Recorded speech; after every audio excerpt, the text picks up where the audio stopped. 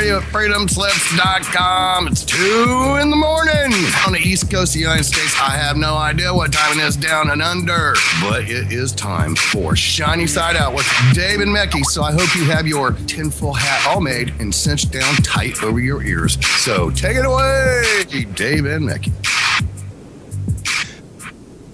Welcome to Shiny Side Out with Dave and Mackie, live from the Sydney studios in Australia. If you didn't know, Revolution Radio has a chat room, and we're in there right now, and you can be too. So simply go to freedomslips.com. You can chat and listen from there. Today's show is about TWA 800 and MH370. Okay, so we're going to go in a little into the theories surrounding those two tragic plane. Let's call them accidents for until we've got further proof.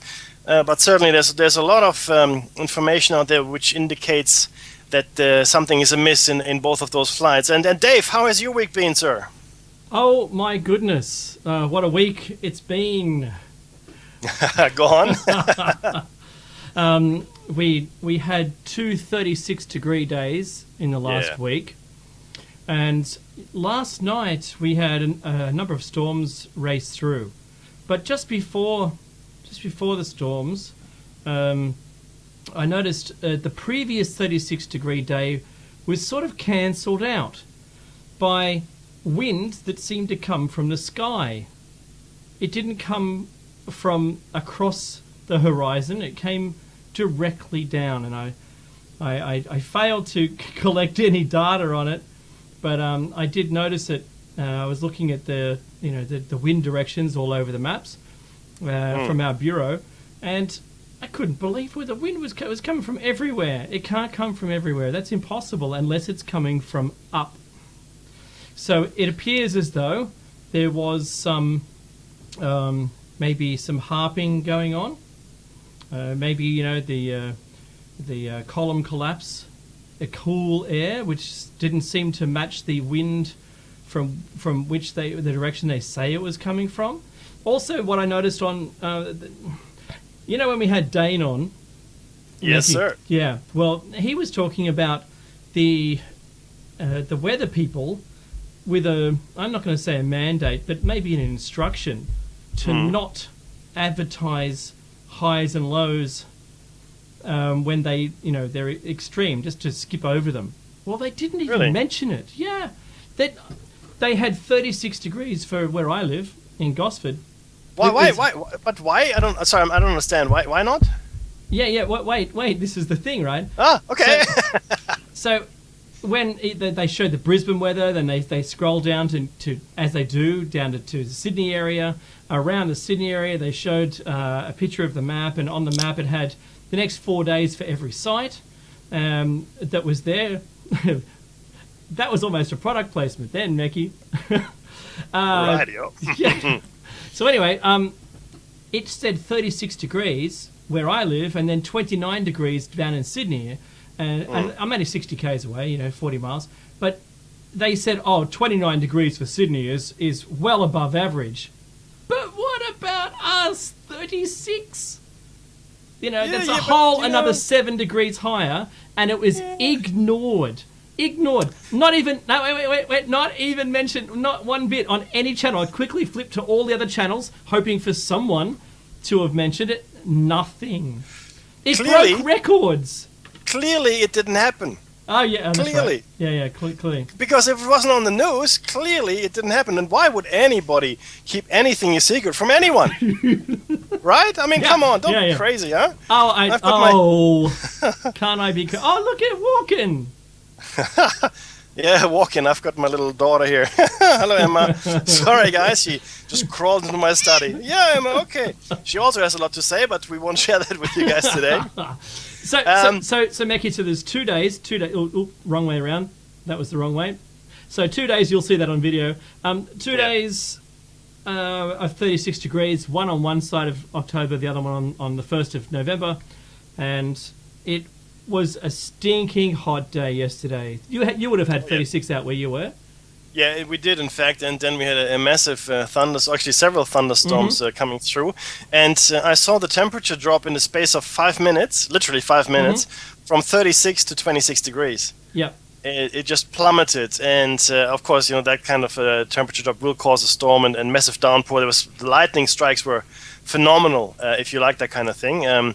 But yeah, no, it was certainly a stinker, as we call it here, right? Yeah. So we lost a tree. A tree came down. It didn't hit anything because I got enough land.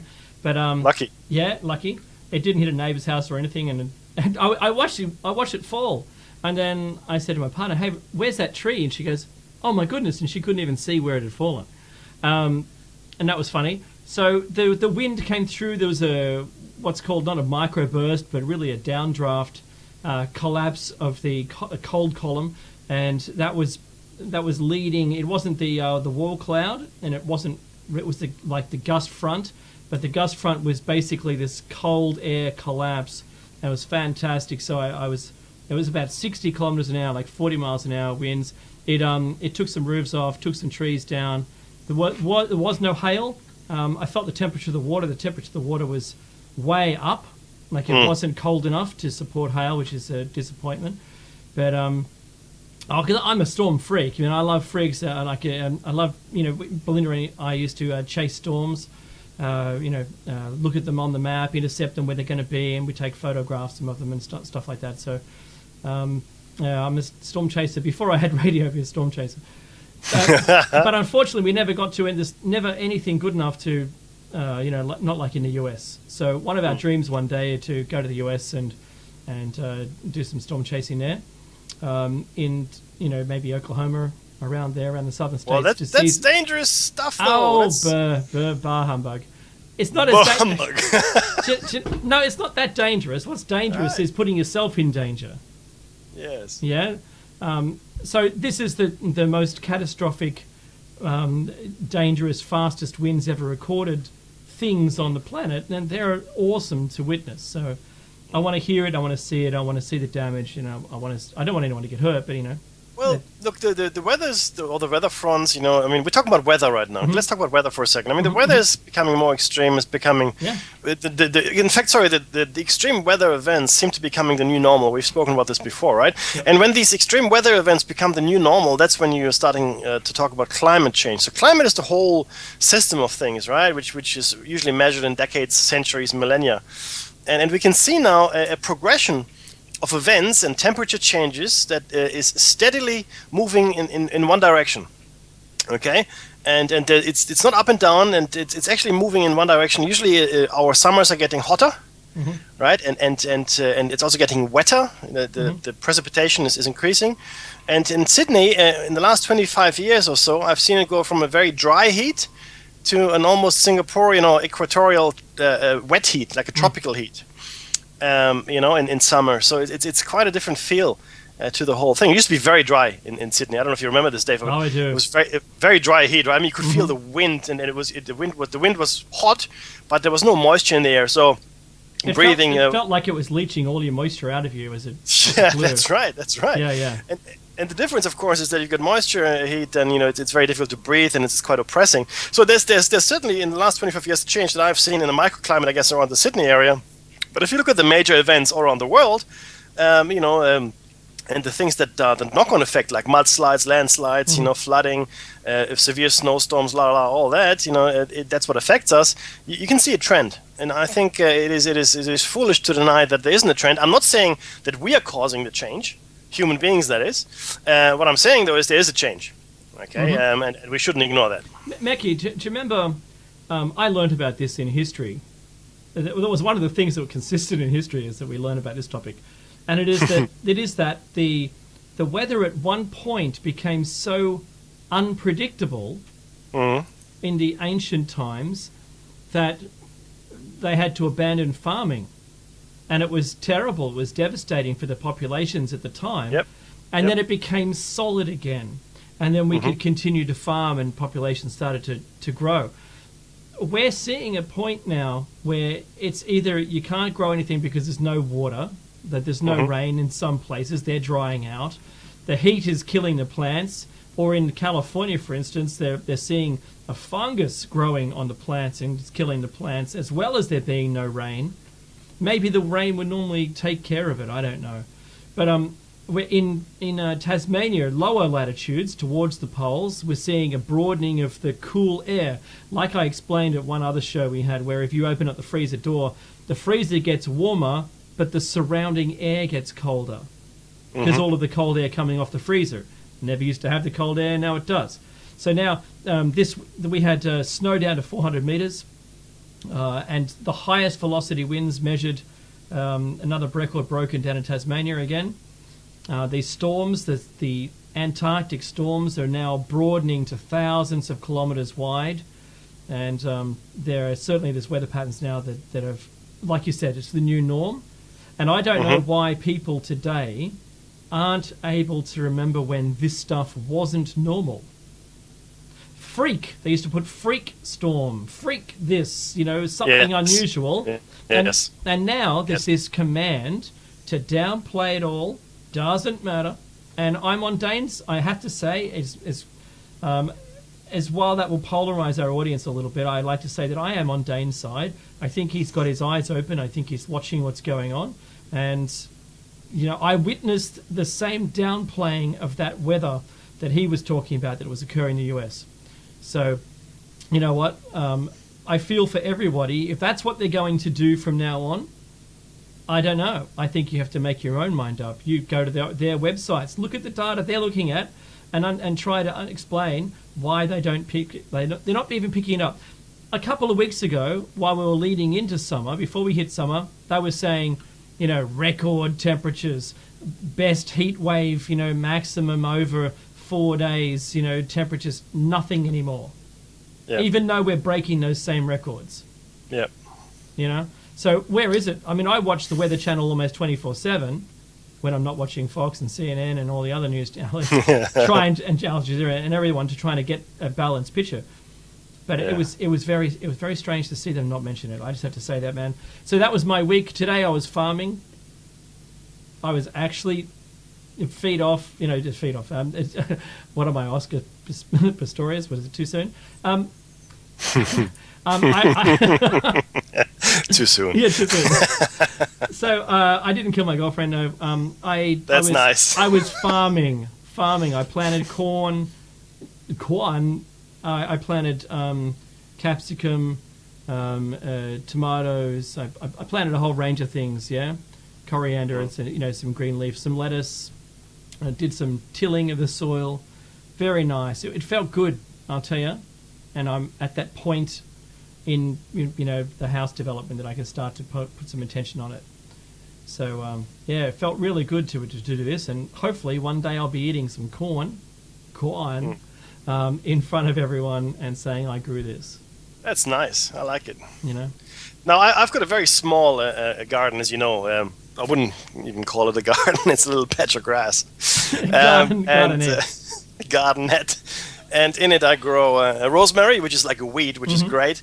We also have an aloe vera, like an aloe plant, right? So aloe vera. Aloe vera, yeah, that's it. And we have I have basil. Yeah, basil I grow as well. So even with a small patch, and trust me, I can walk the distance of my garden in 2 steps. Even in a small patch, you can grow some of your own stuff, right? Right. I wouldn't say I'm self-sufficient, sustaining myself on rosemary and basil. But it's nice. They might not hit the appropriate amount of calories needed to keep someone alive for a day. Yeah, that's right. So, but look, but it is nice to go to the garden and grab something and sprinkle it over your salad or roast it or whatever you do, put it in your sauce, right? To do that. So fresh rosemary on lamb. Right? Yeah. Absolutely, man. Absolutely. No, sorry, I just want to. I know this is going to be like beating a dead horse, no pun intended here, but I want to quickly give you an Ebola update. It's important because something has been removed that I know existed because I put it into the show notes previously. So if you go to the Wikipedia site on Ebola itself, there used to be a table tracking the outbreak by country, infected versus actual fatalities. Yep. And it did so up until September, I think. That table has now been removed. I know because I just went there. And the fatality rate stands now at around 5,000 as of October 27th. and roughly 14,000 infections, and most of which, of course, still in West Africa. But as of 4 hours ago, there is now a French UN worker in a hospital in eastern Paris. In fact, she was a French nurse, I think. Yep. That was working in the region in Africa. And also, I have heard that the Americans are intending to quarantine their troops for 21 days once they come back from West Africa. Good. I think that's a laudable decision to do, and people might not like it, but well, since the incubation period is about 3 weeks, at the longest, I think it's necessary. Now, it's not a foolproof safeguard, but you've got 3,000 troops there. 3,000 soldiers, right, in harm's way, and I would be astonished if none of them got infected. I would be blown away. I mean, hopefully they won't, but I would be astonished if they didn't. Anyway, so it's still not getting the attention, I think, globally that it should. It hasn't stopped. Well, Mackie, what about that judge suggesting that nurse who was in quarantine, who decided, oh, that's enough, I'm going to go ride my bicycle. Yeah. Oh, but that... that's probably the most once again, I'm going to polarize the audience with my own opinion. This is my opinion, may not be shared by Mackie, or there's definitely not the station. But I believe that person was acting in a selfish manner. Could have just lasted a few more days, would have been fine, despite whatever prison they claimed that they were in, having to defecate the bucket or whatever it is. Yeah, poor thing. I appreciate the difficulty. However, unless you're clear, you're in quarantine.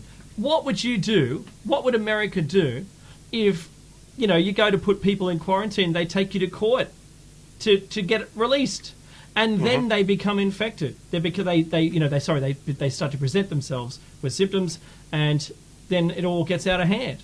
Would you like that? Would you say, oh, they're impeding my liberties, they're infecting me with Ebola now? Yes, absolutely. In the land of lawsuits, once again, polarization, I don't know that was the best way. The judge should have said, actually, you know what, sit in your house, and we'll return to you after, the 21 days. They should have just upheld it, because that means the law can override the government. The law... Of course. Overrode them. It's state laws, and yes, there is the US acts in some strange ways, and I would have to say that's one of those only in America kind of things that occurs. Do you know what? Yeah, I would have to agree. Mackie, on the EbolaMap.org, remember all the countries that claimed that they had Ebola people and people had died, like Germany and Norway and stuff? Yep. Well, they're still not on the Ebola map. What a shock. This is the thing. I think there's a whole bunch of downplaying going on. Now, Mackie, that thing from the NCBI, that PDF where, and I wanted to bring this up today because I know everyone's Ebolaed out, but just stop and listen to this, okay? Yep. In 1995, I think it's the NBCI or the NCBI or whatever it is. Go to Shiny Side Out blog. So just type Shiny Side Out, you'll get a blog. It's one of the results. Click on it.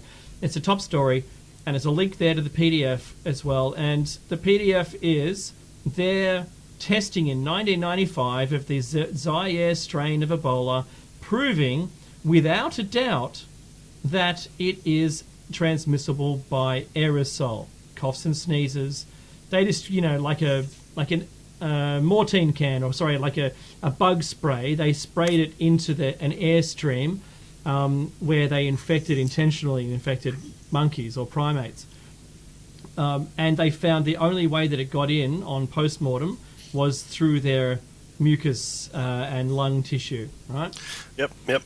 That's what the findings says, and we found the same reports on the CDC website warning of the aerosolization of any matter that's left behind on a surface or anything like that, to do with the how to contain the virus, and that they've got warnings in there, but they don't state it publicly. And by this knowledge gap between what they're saying publicly and what they really know has to be intentional. It's not a mistake. We've found many reasons to, many places in out there where these are researchers who have done their own research, like the NBCI or whatever it is, have proven it to be true. Now, if they're proving it to be true, why isn't it public knowledge? That's got to, you got to ask yourself that. Yep. So when I tried to state, thank you very much for that PDF you dug up, man. I can't believe you found that, right? Well done. Because all I came across was the CDC staff and that Canadian researcher group. Yeah, it came from their side, you know. It's that's the thing, right? It's in the public domain, but again, you're right. Why don't we know about it? I mean, you guys out there in listener land. Yeah, that's right. Is it why? You have to ask why are they? It just seems intentional. Yes, of It course. can't be that much of a mistake because they're all denying that it's aerosol, and they can't. Then you have to ask yourself why, if 450 carers who came down with it, with Ebola, why did 250 pass away? Because of it. So 450 carers got Ebola just by following the practice that's been put out for them to follow. Yes. So I wrote to the Nurses Association to get a comment. Zero Told you. reply. Told you. Yeah, they're afraid. I think they're afraid to mention it. Yeah, look, the thing is, I mean, if somebody was to respond to us in an official query, because this is what this is, you know, it'll be in the public domain, and you can't backtrack from that easily. So the best option is silence. Yeah, you stonewall it. You know, you just don't respond. It's like that thing we discussed with you when we redid the dating show last week. Yeah, that tracks of humans and dinosaurs in a 200 million year old rock formation. Yes. That's it. That was my point. Oh, right. Silence, right? Yeah. Silence. Okay, if we don't talk about it, we don't have to deal with it. Beautiful. Exactly. Boom. So sorry, there was a dramatic pause there. That was. Yeah, no, but that's the point, right? That's the if you don't talk about it, it doesn't exist, and you don't have to deal with it. Now, Meki. yes. You know how we did a show on the Bermuda Triangle? Yes. The Bermuda Triangle. Well, I was watching a whole bunch of people denying it on a show on the History Channel, for instance. They weren't denying that we did a show. They just denied the triangle, right? Yeah, they said, "Oh, you know, I've been a pilot flying there forever. I think they lost their way." Another guy goes, "Well, I'm a trainer who trains people in that area. I believe they got disorientated and flew in the wrong direction." And he said, and they had a guy and a pilot. They had a pilot in a simulator, and he said, "Look, we're going to simulate the same conditions and then see where we can fly to." And at the end, the trainer said, if there's ever a problem, and this was at sunset, this occurred, right? At sunset, he said all of our pilots are trained in that area to fly towards the sun because they're the east of the country. Obviously, flying towards the sun will bring you back to land. Yes, of course. Right? So why didn't they? Where were they when they started flying back towards the sun? Remember that pilot and his son who flew through that, what looked like a tunnel and ended up an hour early? And then a Cessna? Yes. Well, if there was such a thing as though they flew through it, it was annoying me. I tell you, I felt like I was watching a football game and I was yelling at the ref.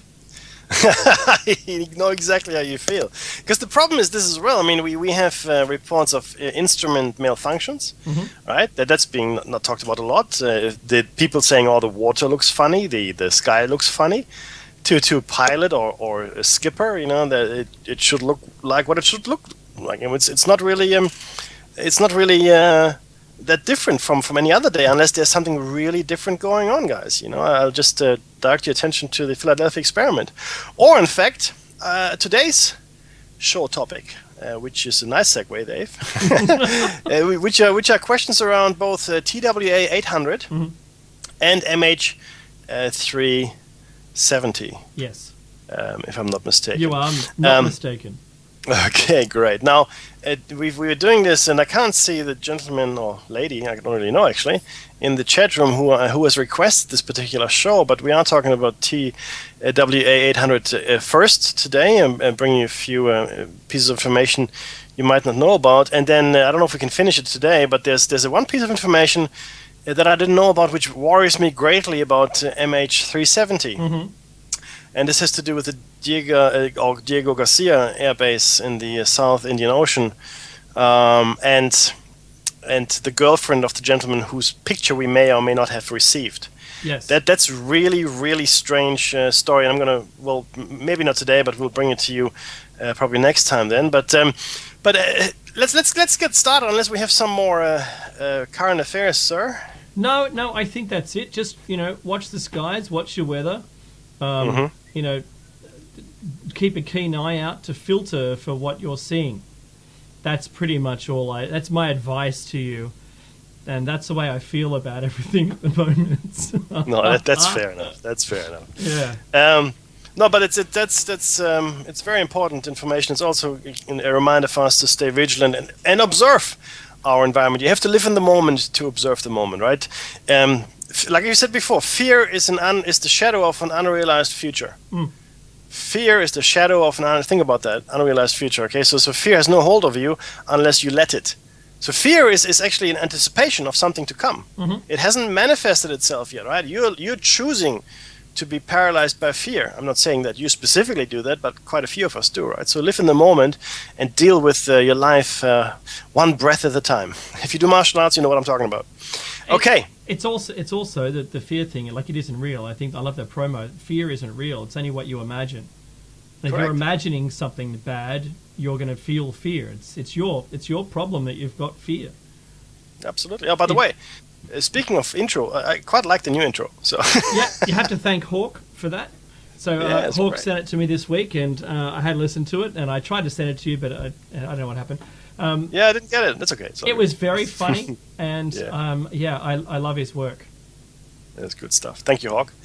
Brilliant stuff. Radio. Okay, so TWA Flight 800. What do we know? Okay, I'll give you a very quick, brief summary, and then we'll get into the official story, the things that don't add up, and a few other things that you might find interesting. July 17, 1996 is when it happened, and the official ruling has been a fuel tank explosion. And where did it happen? It was just the Morrissey Inlet near East Morrissey in New York. There were altogether 230 people on board, 212 passengers, 18 crew. All did not survive. Okay, so we had a fatality rate of 100%.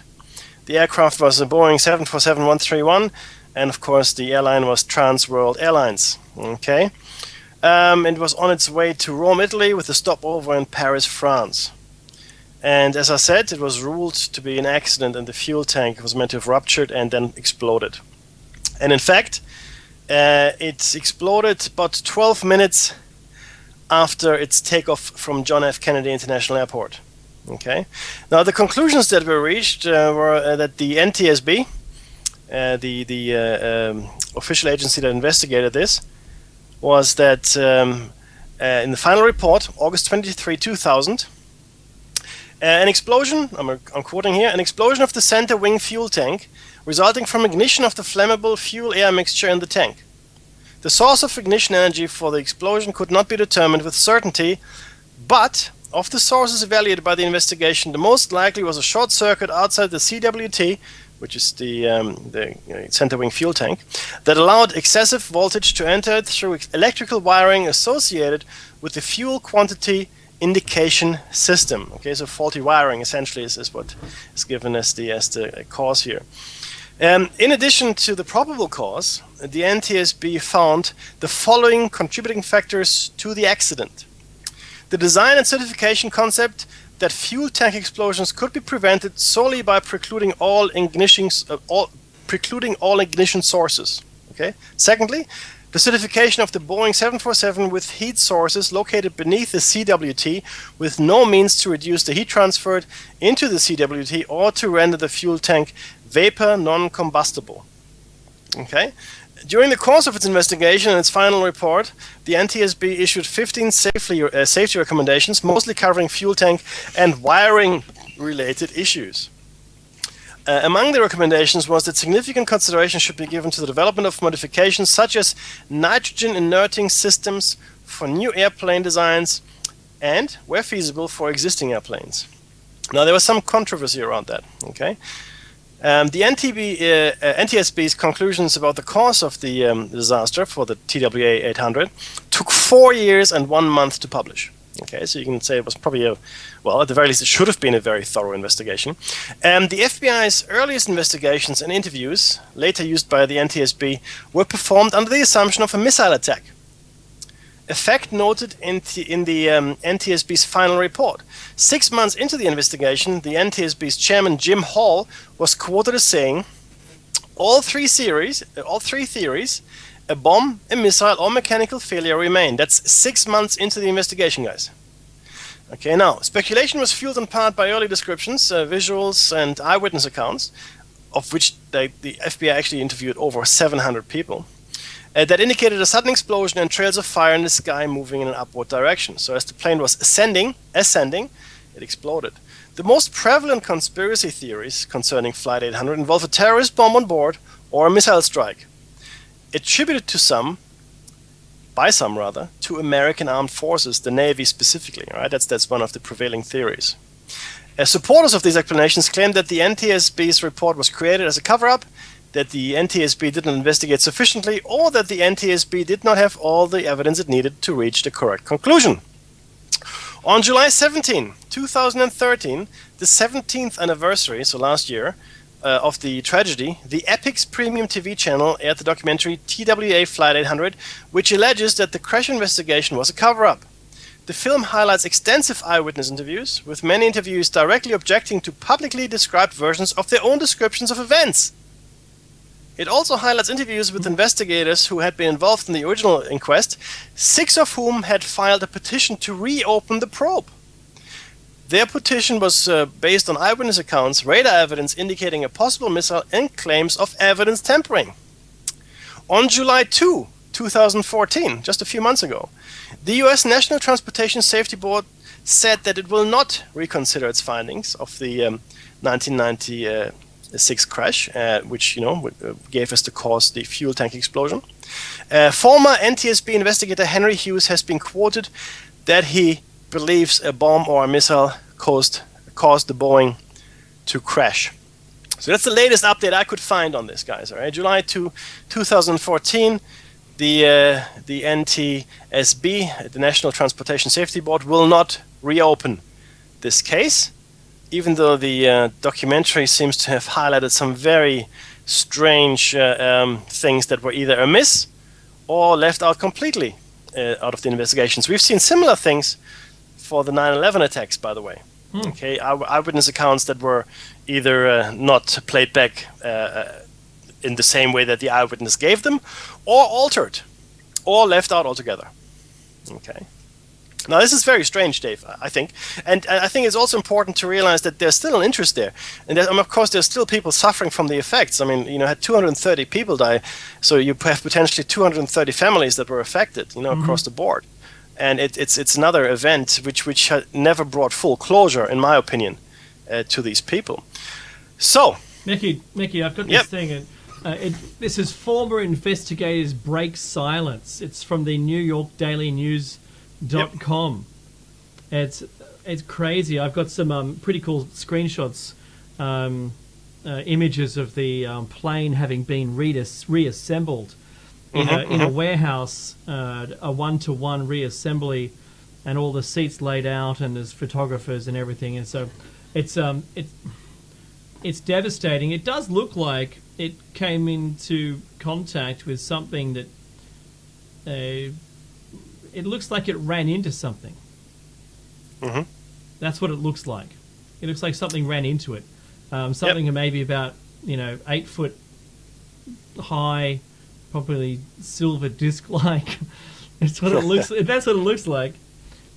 Because I think any other explosion would have been a secondary explosion after it lost pressure. So that's just what I reckon. That's look, and that it's a possibility, right? Now, I want to give you some more details around this particular accident. So, about 11 minutes into the flight, the 747 was flying at an altitude of 13,700 feet above sea level. Okay, so it was climbing. Normally it would be higher at that point, but the flight had delayed the climbing to make room for another jetliner descending into Rhode Island. Okay, now the plane was over the Atlantic Ocean south of Long Island, New York. And just as Flight 800 received clearance to initiate a climb to cruise altitude, which would be much higher, the plane exploded without any warning. Thousands of pounds of kerosene dumped from the center and wing tanks vaporized and ignited, creating a fireball that could be seen all along the coastline of Long Island. Okay, and under the orange glow of the fireball, sections of the 747 fell into the ocean. In fact, the plane broke up so efficiently, if you will, that the weather radar thought it was, in fact, a cloud. The expanding bubble of debris was mistaken for a cloud. That's what we were expecting to see with MH370. Well, correct. That's why it would have been a huge radar target. Yeah. Now, there's an official notification of the crash, which we put in part of these show notes, and the NTSB identification was DCA96MA070, in case you want to look it up yourself. And and it's just as the initial. I want to read you just a section here. The initial reports are that witnesses saw an explosion and then debris descending into the ocean. There are no reports of the flight crew reporting a problem to air traffic control, and so on and so forth. Right? Again, it leaves out the initial reports of eyewitnesses that saw a missile potentially hitting the plane. Okay, now the first hints that something was amiss came about almost immediately. Right, eyewitnesses were being interviewed on radio and TV, and they reported that something strange had preceded the explosion of the 747. Now, the witnesses, of which many were on the ground, reported seeing a bright object streaking towards the 747. So, Dave, not entirely impossible what you're proposing, right? The object in question turned in midair as it closed on the jumbo jet. Witnesses reported horizontal travel as well as vertical. So it was rising, and it was also traveling on a plane. Not on a plane, I understand. Yeah, so horizontally, of course. The broad geographical range covered by the eyewitness eliminates foreground or background confusion. Remember, it was along the coastline of Long Island we're talking about here. To be seen as being near the 747 from so many different directions, the bright object had to actually be in the immediate vicinity of the 747. Because, if you see it only from one angle, you don't really know what the distance to the plane is, But if you see it from various angles, and they all say it's close to the plane, guess what? It's close to the plane. Now, other pilots in the air also reported seeing a bright light near the jumbo jet before it exploded. Okay. In the days following the disaster, many industry executives privately concluded that TWA 800 had been shot down. Okay. Now, it's important to remember that in normal operation, the air traffic controller radar does not detect aircraft. It detects, in fact, aircraft transponders.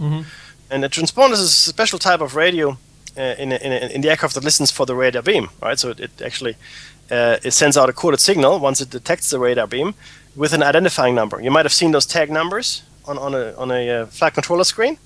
That number actually is transmitted from the plane. Okay, like it's a little dot and there's a number next to it, usually a alphanumerical sequence. Okay, now it's assigned by the air traffic controller on the ground and as well as the altitude of the aircraft. So these two pieces of information are sent back to the air traffic controller. Now, all air traffic operating inside the terminal control area is required to have an operating radar transponder. Unless the air traffic control displays the skin pane returned, any air traffic without transponder will not be seen. Okay, now, so what was that bright object? The description given by the eyewitnesses and by pilots in the area, including an Air Force crew, are not inconsistent with the missile. No alternative explanation for the bright object has been forthcoming either, because it wasn't a plane, because there was no signal coming from it. Okay. ABC World News on Sunday, the 21st of July 1996, interviewed eyewitness Lou Deserin, who reported the following. We saw what appeared to be a flare going straight up. As a matter of fact, we thought it was from a boat. It was a bright reddish-orange color. Once it went into flames, I knew that wasn't a flare. The Washington Times, July 24th, 1996, so a few days later, reported the following. Several witnesses saw a bright flare-like object streaking toward the jumbo jet seconds before it blew up. The ABC News said yesterday that the investigation had more than 100 eyewitness accounts reporting the missile theory. Mm-hmm. September 22nd, 1996, New York Post. Law enforcement sources said the hardest evidence gathered so far overwhelmingly suggests a surface-to-air missile. The FBI interviewed 154 credible witnesses, including scientists, school teachers, army personnel, and business executives, who described seeing a missile heading through the sky just before TWA 800 exploded. Some of these people are extremely, extremely credible. I'm quoting here, okay? A top federal official said. FBI technicians mapped the various paths, points in the sky where the witnesses said they saw the rising flare-like object, and determined that the triangulated convergence point was virtually where the jumbo jet initially exploded. Yeah? Okay. Witnesses reported a streak of light hitting the plane just before it blew up. And from the AP Associated Press, September 23, 1996, a source said on condition of anonymity, there's metal bent in, metal bent out. Metal you can't tell. I see a hole going in and a hole going out. Okay? Wow. So an explosion, guess what? It goes out. Mm-hmm. Makes sense. An explosion doesn't go in. Okay? Now, something happened to the debris field as well, and something that we saw in 9/11 as well. Almost immediately, information was leaked by the FBI and the Navy, which implied that there was an object of extreme biological danger aboard Flight 800, one which posed a serious risk to anyone who picked it up. Although later retracted, the story, coupled with reports of biosuited soldiers along the beaches of Long Island, created the impression that the FBI and NTSB did not want anyone looking too closely at any of the wreckage. That's actually a really clever plot or ploy. Mm-hmm. You know, you just tell people it's too dangerous. Oh, no, it's radioactive. Oh, no, it's some kind of, pestilent virus which will kill you immediately and turn you into a zombie if you touch it. I mean, if you don't want someone to go anywhere, you say just, you go in there, you'll die, right? Okay, I won't go there. Mackie, that sounds like Close Encounters of the Third Kind. Doesn't it, though? Yeah. I've currently got a screenshot up of the missile track and the flight track from JFK and its collision. And this is built by the... it says this is from the show house. So this is meant to be the two tracks, and it says even there was a Docker's restaurant where missile was photographed. There was actually a photograph taken of the missile inbound towards the TWA Flight 800. Yep. Look, I've even got the. I've even got the radar track. Nice. So are we displaying that on the video right now? Yes, we are. Ah, nice. Good stuff. I didn't want to actually get into the broadcast myself, so not to limit my bandwidth. I know. It's really difficult because he can't see what I'm showing on the screen. Yeah. So we are. This is all very very cool. I like it. Now, what happened initially is that there was a focus on a test missile. Right now, it was claimed there was virtually no explosive residue on the 747 wreckage. We're going to get back to that. In normal practice, missiles being tested or that are used for training have non-explosive or non-lethal warheads. Okay, they're not armed. Inert packages, which are about the same size and weight of the real warheads, but do not explode, are substituted. Okay. In many cases, those practice munitions are actually recovered. An AP article of March 10, 1997 reports the following. The report said compelling testimony indicated a missile hit the plane on the right side, forward of the wing, passing through the fuselage without exploding. Now, this is consistent with the test missile with a dummy warhead. Okay. Now, at that point, it wasn't known that evidence of explosive residue was being concealed from the public, but by that time the claimed lack of explosive residue had suggested a test missile to most observers, and attention began to focus on the Navy's cooperative engagement capability system, which they had been testing, and they were firing live missiles. It's terribly cooperative. Yeah, and they were doing that along the Atlantic seaboard all that summer. Now, when it was finally revealed that there was explosive residue on the remains of the Boeing 747, The mainstream media tried to explain it away as contamination from a bomb-sniffing dog training exercise that ultimately turned out to have taken place on a different aircraft entirely. Had it been true, remnants from a training exercise didn't explain a swath of residue 10 rows long and 3 seats wide. Okay, so there was residue on 10 rows in the plane and 3 seats wide, reaching from an obvious perforation in the forward section, trailing back to where the forward section broke away from the rest of the 747. Now, we also have some very odd behavior of the Navy at this point. Unique to this crash was the intense participation of the Navy, which immediately dispatched its best deep salvage vessels to the area and kicked out the New York Police Department divers who had legal jurisdiction in the area. Okay, while the beaches of Long Island were swept by soldiers and Humvees, the Navy bottom searched an area of the Atlantic half the size of Rhode Island. Now, Rhode Island is very large, okay, in case you don't know that. Most unusually, the Navy searched out 20 miles to either side of the known debris field. Okay, 20 miles to either side, even though the 747 could not have glided that distance from its altitude of 13,700 feet above sea level, even if it had been intact. Now, the Navy justified this search, extensive search in fact, by claiming that they could not locate the aircraft flight recorders, or the black boxes as you know them, even though numerous private boat owners reported hearing the locator pings on their sonar and fish finders. Wow. I'm sorry. When the black boxes finally appeared, it was reported that they had been found directly under the Navy's deep sea salvage vessel. Despite early denials, though, the Navy finally admitted that there had been 3 submarines present in the area on the night of the crash. The Trepang, a Sturgeon-class attack submarine, the Albuquerque, a Type 688 Los Angeles-class fast attack submarine equipped with vertical launch tubes, vertical meaning straight up into the sky, and the Wyoming, a nuclear ballistic missile submarine just out of Groton on sea trials.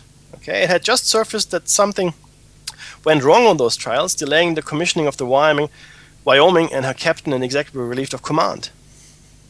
Now that's the kind of action you would probably take if someone had fired a missile at a commercial airliner and exploded it. You probably would relieve the captain and the exec, which is the second in command of their command. Okay, now most recently it has been learned that the aircraft carrier Teddy Roosevelt also participated in the CSC exercise, but was not admitted. But it had not been admitted that it was present at the time. Okay. Now, Dave, then the cover-up begins, right? Oh yeah, that's true. I didn't even know what page we're on. All I've been doing. No, so no sooner. Yeah. In fact, we're on page 10, sir. And sorry, guys, there's a lot of show notes on this one because we want to be thorough with this. No sooner had the 747 hit the water than dozens of Internet intelligence operatives,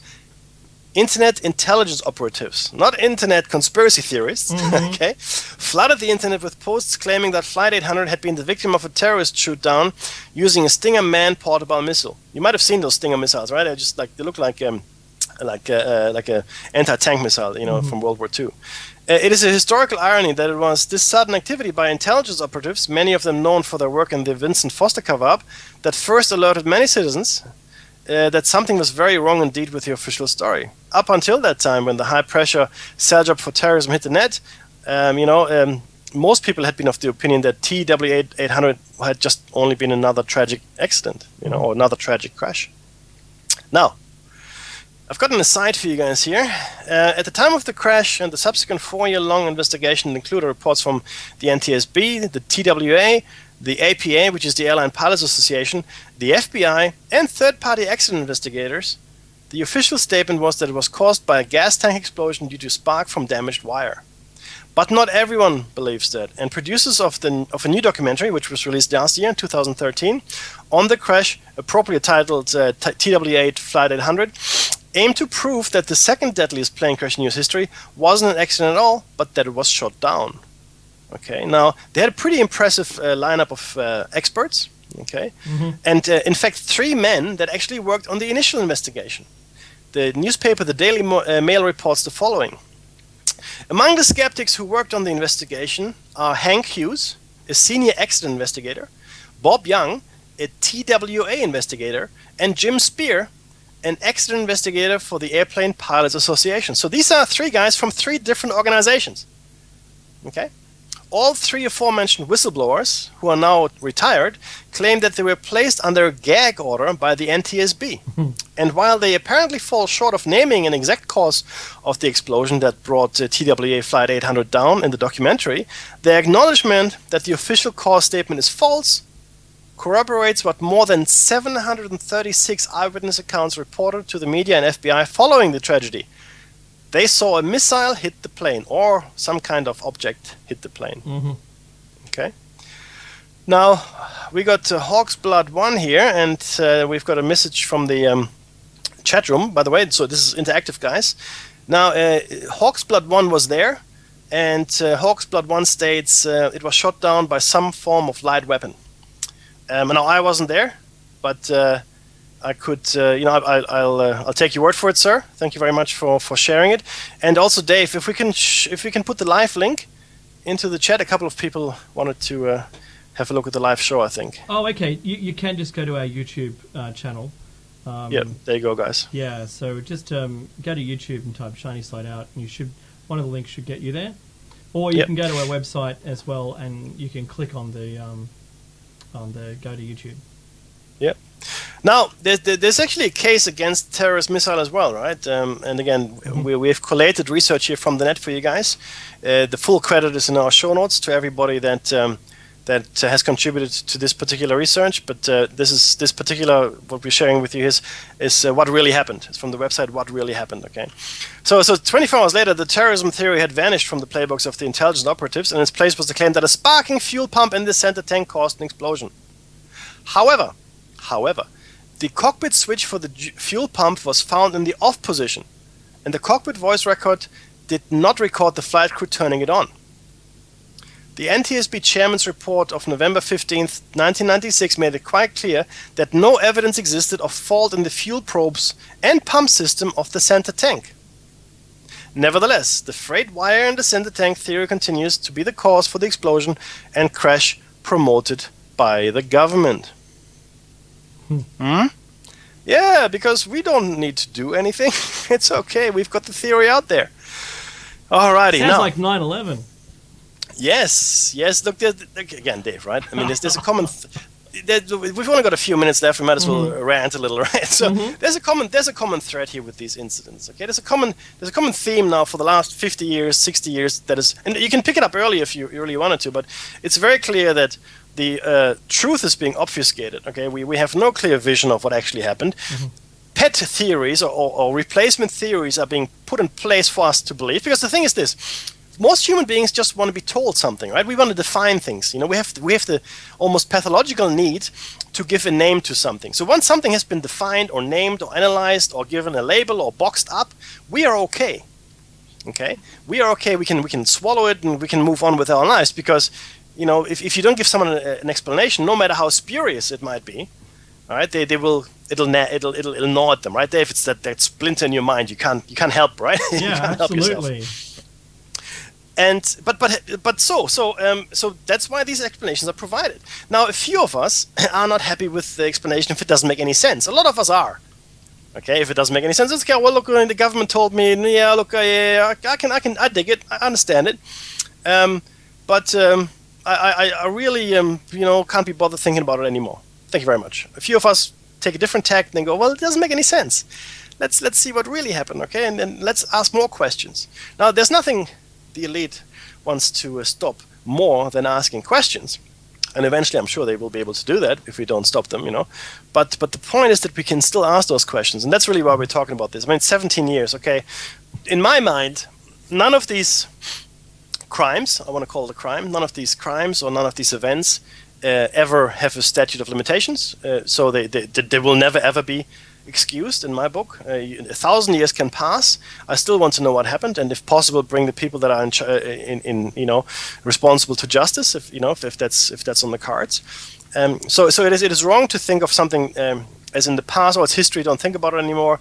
We have to all move on. Blah blah blah. No, we don't. No, we don't.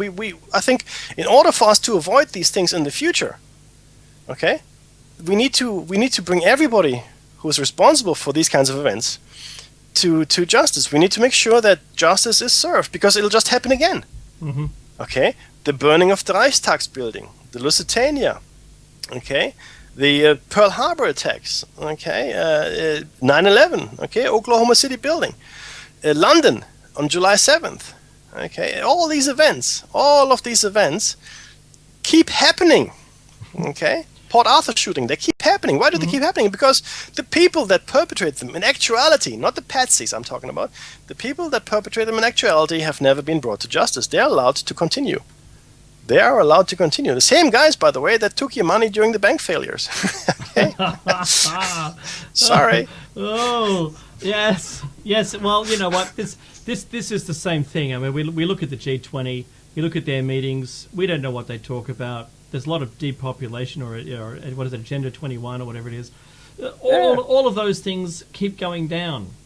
And with the big players themselves are just getting bigger, and there's a huge chasm now that's getting only bigger, and the poorer, what used to be the middle class are now like the working poor. So there's the music. Hang on tight. Don't go away. Don't go away. We'll be right back after a short announcement.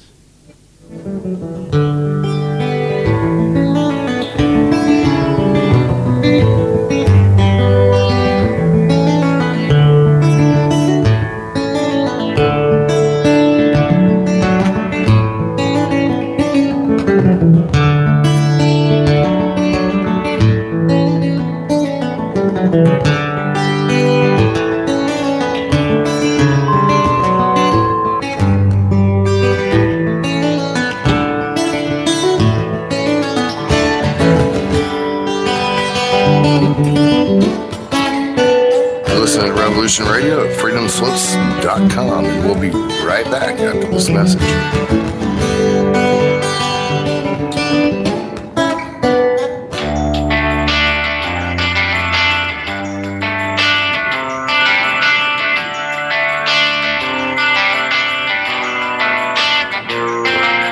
This is Thomas, a.k.a. a Mad Painter. I'd like you to join me Monday nights, 10 p.m. Eastern Standard Time for Open Canvas. Don't forget to bring an open mind. Yes, folks, that's right. Bring an open mind to an open canvas. Again, that is Monday nights, 10 p.m. Eastern. UFOs to government corruption. This is Revolution Radio, freedomslips.com. You don't need to expect us. We're already here.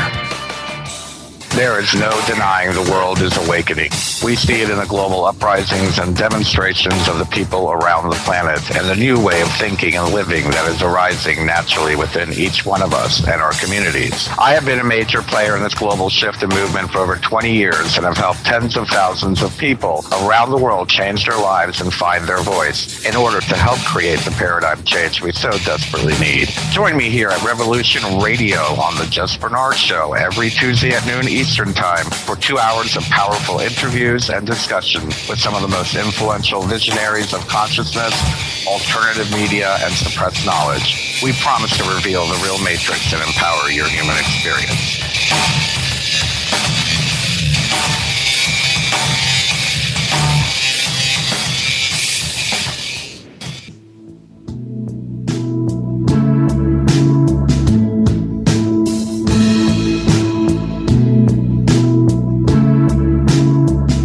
Is your data safe? Do you have the necessary information to assist you in confidently living through just about any survival situation? Is survival and gardening, off-grid living, medical knowledge, or even natural or man-made EMPs on your list of personal concerns? Do you have your documents and your personal information in a safe place in your hands where you know where it is? Well, check out our preloaded EMP-proof thumb drive. Over 3 gigs of survival documents and how-tos, plus the USDA offline food preservation website, and much, much more, including a surprise bonus we just can't tell you about here. With plenty of room left over to store your most important documents. Imagine if a megavirus or computer failure took out your bank, or all the banks for that matter. Are your banking records safe in your hands? So when they get things fixed and repaired, you can say, hey, look, this is what I had. You have it. I want it back. Is your personal data safe family records, addresses, phone numbers? Well, squeeze on over to freedomslips.com. Yes, that's www.freedomslips.com. Click the banner on the homepage for the EMP-proof bullet drive to get the full scoop of everything that we offer. So, folks, keep your data safe for your peace of mind. Revolution Radio, freedomslips.com. You don't need to expect us. We're already here.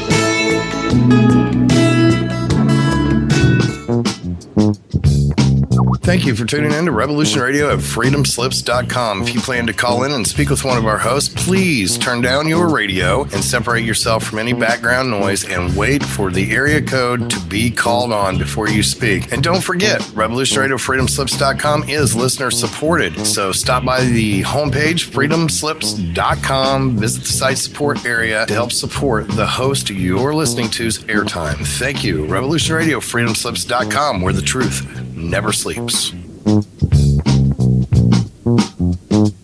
The opinions expressed on this radio station, its programs, and its website by the hosts, guests, and call-in listeners or chatters are solely the opinions of the original source who expressed them. They do not necessarily represent the opinions of Revolution Radio and freedomslips.com, its staff, or affiliates.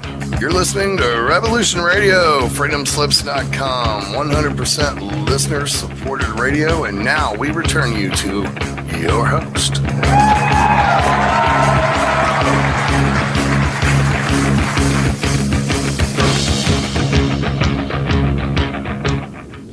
You're back with Dave and Mecky's Shiny Side Out on freedomslips.com. That's right, the #1 listener-supported talk radio on the net. Since it is listener-funded radio and you like what you hear, please go to freedomslips.com and push the donate button.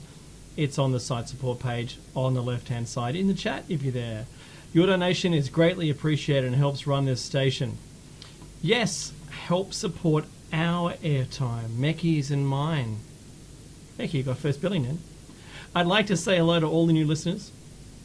My week this week has been busy blogging and tweeting and Facebooking and answering questions and you name it, Mecky, on the YouTube, yeah? On that, actually, I haven't blogged in a year, right? I've got a blog as well. So I went back to the blog last week and I checked, and there actually had been redirections from shinysideout.net to my blog. Awesome. Which is my personal blog, which has not much to do necessarily with the show. If you want to get a good recipe for some stews, you can go to my blog, or some pictures of sewers from all over the world. Yeah, I know, it's crazy, but I do take pictures of sewer grates in every city that I visit. Come to my blog, but yeah, it's awesome how people just bounce around on the net, isn't it? Yeah, there's a lot of gravity coming to our either the website or YouTube or whatever it is. And I know that I got about 180 views on the blog from a particular story I posted, and I posted onto the Truther Girls Facebook post about Ebola. Okay. Yeah, I posted our PDF, the PDF you put out there. I posted that information, which is on our blog, posted our blog link there, and nice. Yeah, it's pretty good. You know what? You can get some good mileage by getting the information out there, and I think that's what it's all about. It is. Look, again, like I said before, we're not making a dime here, and trust me, the station is not raking in millions for Nighthawk either. So your support is definitely appreciated. Mm-hmm. You, the listeners, determine whether or not this station succeeds or not. I mean, it's information that you crave or not, as the case may be, and we are going to be on the air as long as you want us to be on the air. It's that simple. You know what? That's a nice segue. You know what? We're talking about at the moment TWA flight 800. 3A70, some likenesses between the two, and that is coming up in this next hour. In the last hour, Meki's done a rather good job. And I'm not going to say soliciting, but we're putting together a whole bunch of great information on 800. I've been putting up next to it as Meki's been talking through it.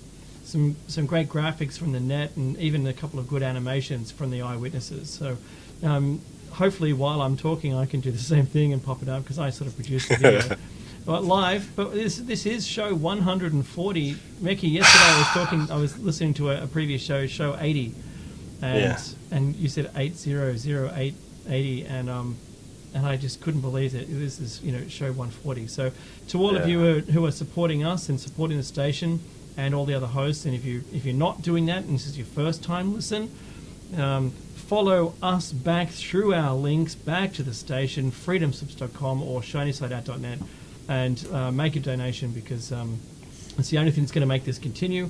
If there's anything on our you'd like to talk to us about anything, don't hesitate to message us.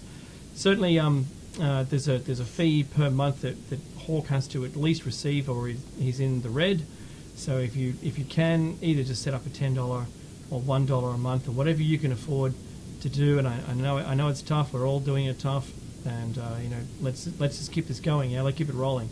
Yes, Becky, sir. we were talking about the James Sander. That was coming up, wasn't it? That's what we're going to do. So, Correct, sir. just to cap off this, the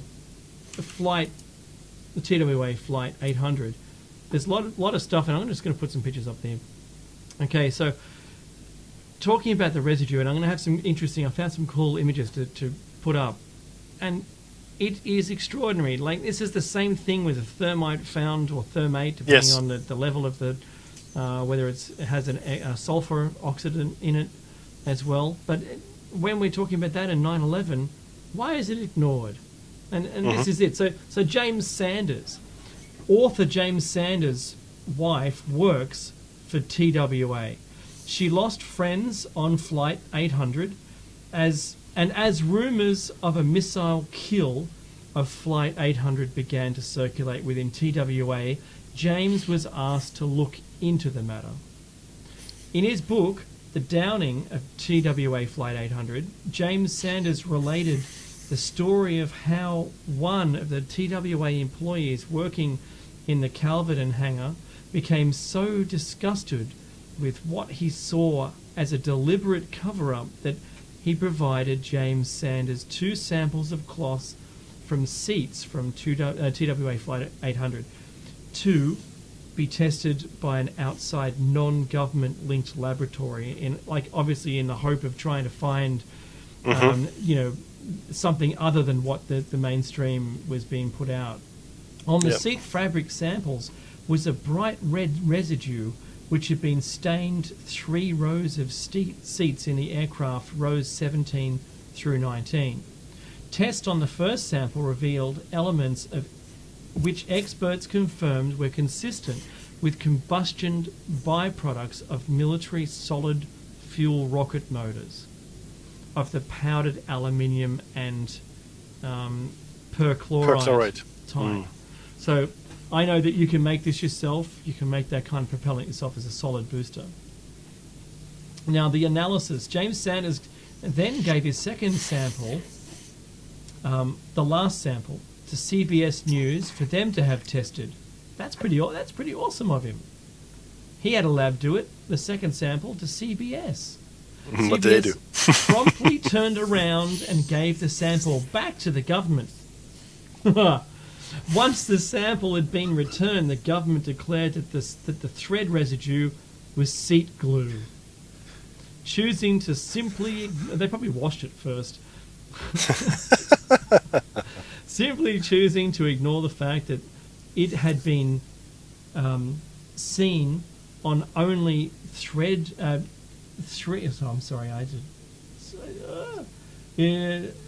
on 3 adjacent rows of seats out of the entire aircraft. The FBI showing a double standard.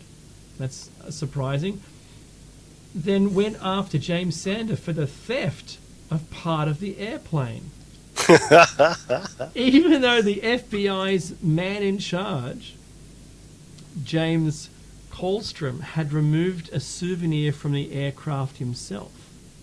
Meanwhile, tests conducted on the glue used on the seats and the Atlantic seawater in the area proved once and for all that the red residue was not glue, and yet another of the government's lies stood revealed. What a shock. Hang on, let me get this straight. So the government falsified information, Mickey. Yes? They turned a blind eye to the real readings. Is that right? Yes. And then declared nothing was wrong. Yes. Now, the only motive behind that would be if it was actually shot down. The intergovernmental play. Yeah.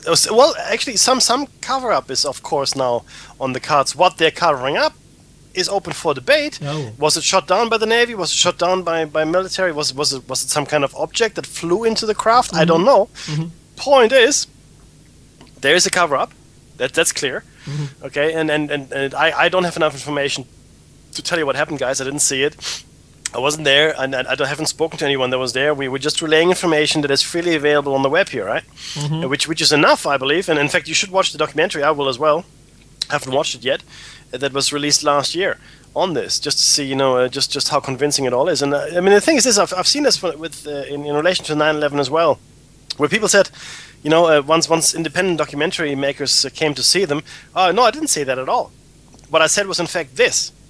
And it was either taken out of context or entirely different to what they had stated originally, right? Spun a certain way, and totally obfuscating once again the truth. I've got a picture right now, Mackie, that you can't see. It's James Colstrom, the FMR lead FBI investigator in TWA flight crash. He's holding up a piece of metal with a whole bunch of stuff written on it, and the metal is bent in. The holes are bent in, so... Yeah, good luck with that, and all of your personal souvenir taking too of the flight, because that's really cool. That helps in investigation when you remove evidence from it. Yeah, that's crazy. Now the interesting thing is the official explanation for the crash of Flight 800 is that the eyewitnesses who were all there were all idiots. Okay, they don't say it like that. That's a big call, Mickey. But that's essentially, well, I mean, the thing is this, you got 700 odd people and they're saying one thing and you actually represent something else entirely. Obviously, yeah, you have very little regard for these eyewitnesses, okay? You have very little regard for what they have to say, and you say, well, obviously, if that's the case, you must think they are incompetent or somehow impaired, okay? So you disregard what they say. In fact, the government is so dismissive. The eyewitnesses that James Colstrom requested that they not be allowed to speak at the NTSB's public hearings into the disaster. Okay?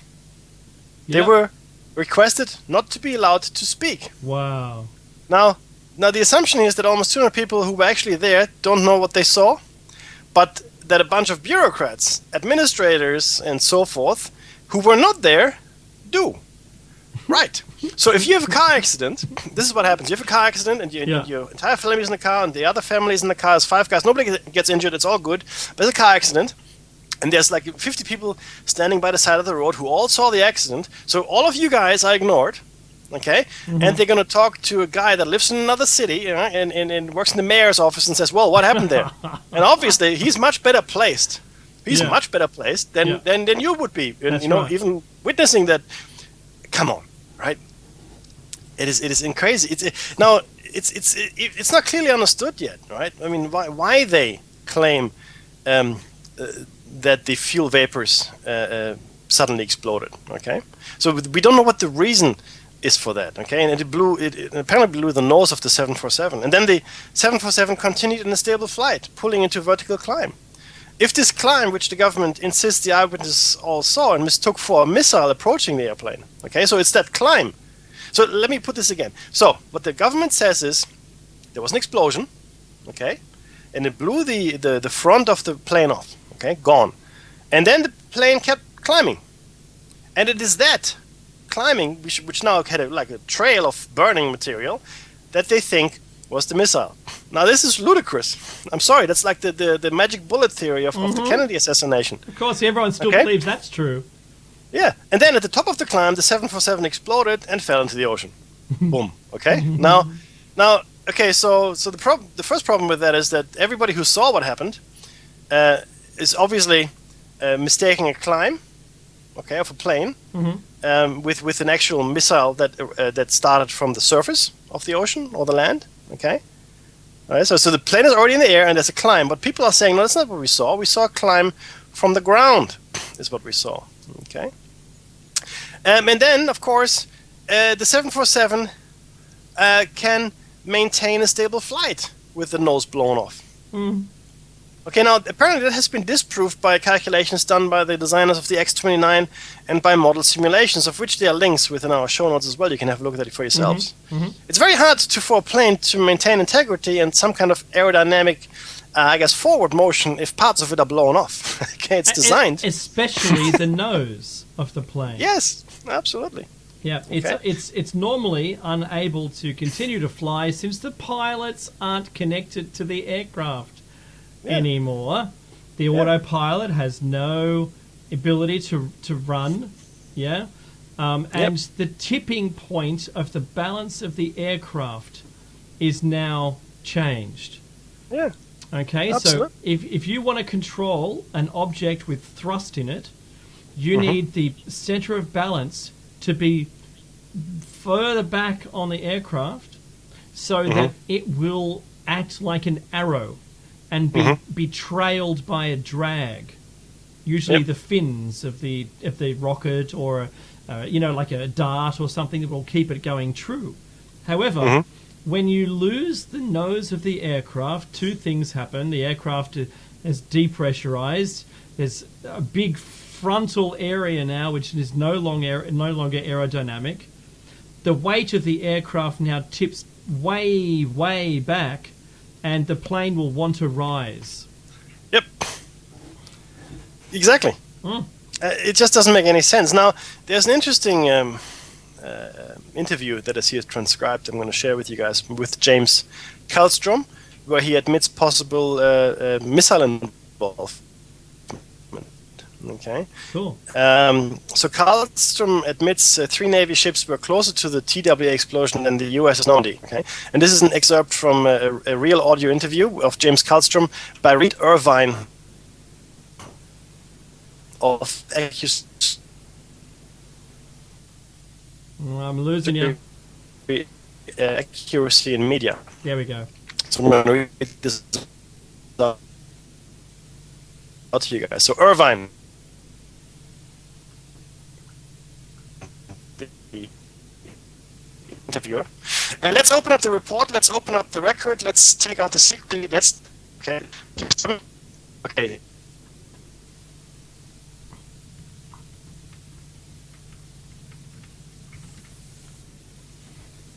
Let's not the report. Open. But it's in the hands of NTSB. Well, you know what those were. In fact, I even spoke about those publicly. Irvine, what were they? Kallstrom, they were Navy vessels that were on classified maneuvers. Irvine, what about the one that went racing out to sea at 30 knots? Kallstrom, there was a helicopter. Irvine, on the surface, then there's a pause. Kallstrom, well, between you and I, the conventional wisdom was, although it's probably not totally provable, was that it was a helicopter. Okay? Yep. So meaning, of course, you have to read between the lines here, guys, okay? Okay? It wasn't a helicopter. Okay? All right, okay. Now, there's another interesting piece here, which we will give you a link to as well, where U.S. Navy Master Chief on the USS Trepang, which was one of the vessels near there, admits that the Navy shot down the TWA 800 flight. Well, there you go. You've got an admission. But, sorry, there's always a but, there's an update to this, and the latest report is that the Master Chief has retracted his story, citing concerns over his Navy pensions. What a surprise. Yeah, there's no surprise there. That's the first thing they attack you on. Of course. Now, this is with reference to the 2013 documentary, this next piece of information, guys, okay? And these are the top 10, the top facts, I should say. I don't want to give it a number, not the top 10 countdown list, that we need to know on this conspiracy theory surrounding the missile strikes on TWA Flight 800, okay? Now, do watch the documentary if you can get a hand on it. It'd be really good. Now, number one, explosive residue was found, as Dave has explained us. In the initial reports, FBI scientists stated that they had found cyclotrimethyl enitrinamycin, RDX, nitroglycerin, and a combination of RDX and penterithiol tetranitrate, which is PETN, in a concentrated area on the right side of the cabin in rows 15 to 25. That's the initial report that the FBI scientists gave. RDX, nitroglycerin, and PETN are necessary components in military-grade bomb making. PETN is also commonly found in both nuclear and non-nuclear missile warheads. Even more alarming, these 3 chemicals were found in an area with a strange red residue, a known indicator of rocket fuel combustion. And this information was not public knowledge until almost a month after. Okay. Yeah. 736 people claim they saw a missile or 2 hit the aircraft.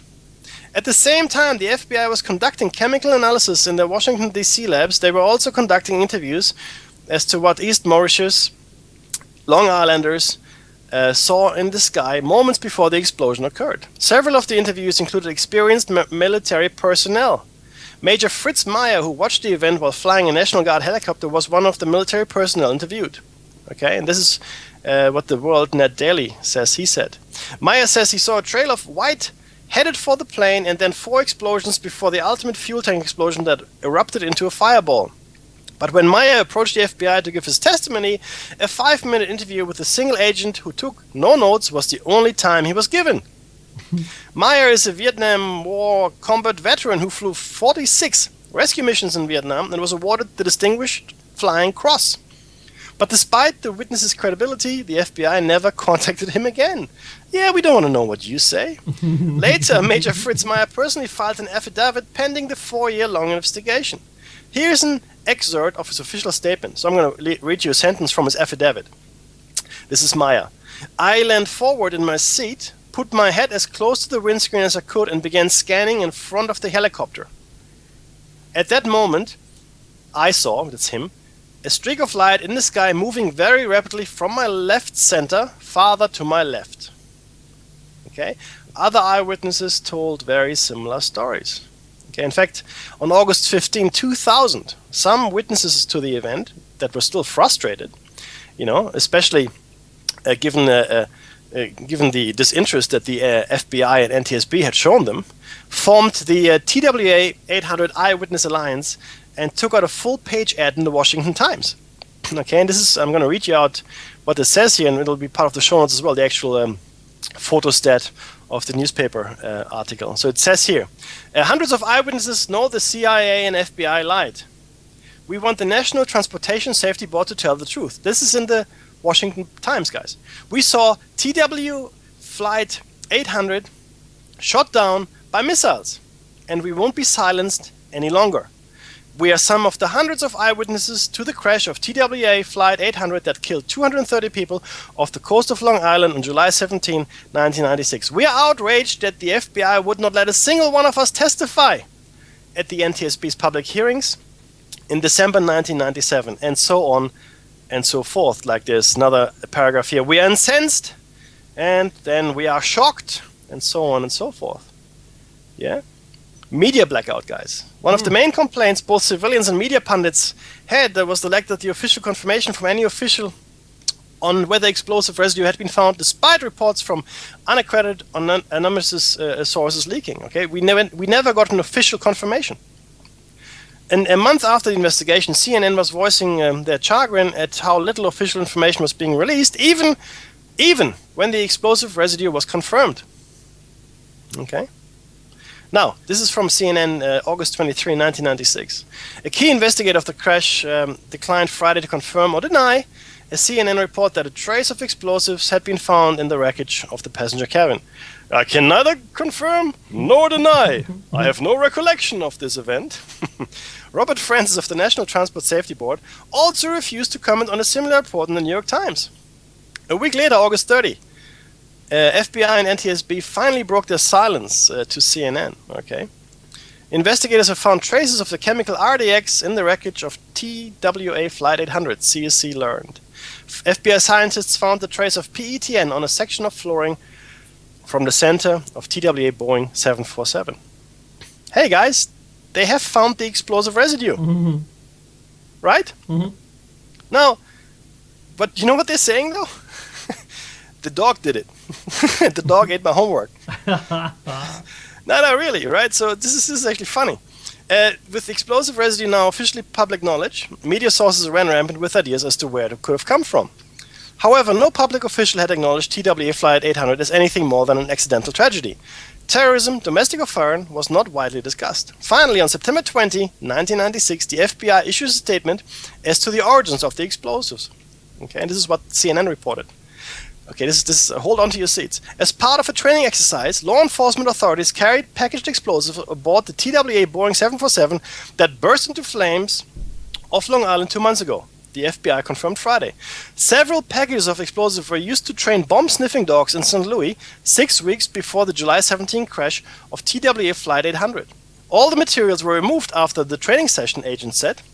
The Federal Aviation Administration and the St. Louis police were involved in the exercise. The fact that the packages were aboard the jet may explain the traces of explosive investigators found in the wreckage, the FBI said. Federal investigators found traces of 2 chemicals, PETN and RDX, on some pieces retrieved from the floor of the Atlantic Ocean.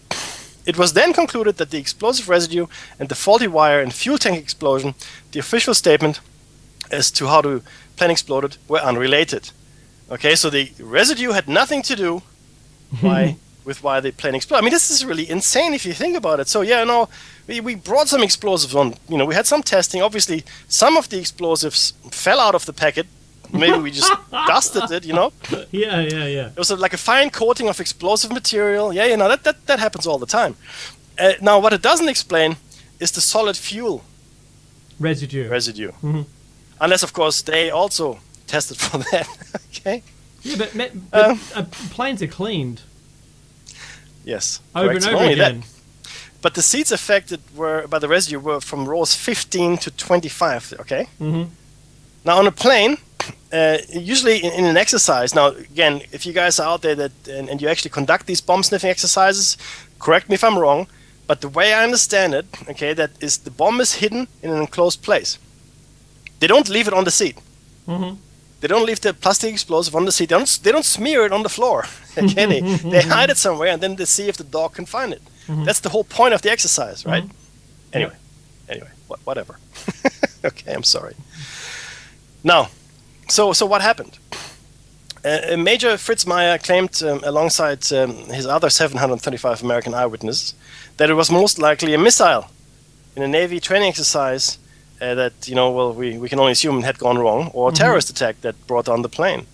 In the reconstructed TWA Flight 800 airplane, again, you can get the link to what it actually looks like. The right side, where the origin of the explosion has a very obvious impact point from the outside.